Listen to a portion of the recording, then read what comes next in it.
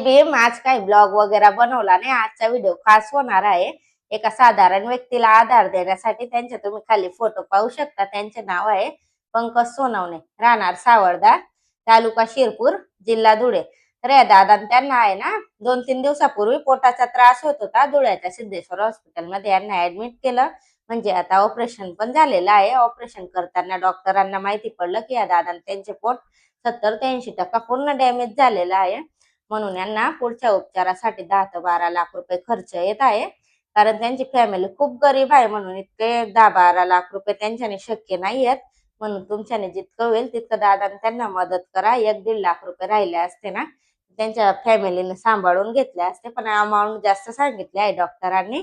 म्हणून माझी इतकीच विनंती आहे की तुमच्याने जितकं होईल ना तितकं दादाला मदत करा। तुमच्या 1 रुपया कोणाचा तरी जीव वाचवू शकतो। तर माझं इथंच संपवते मी बोलणं। जय भीम।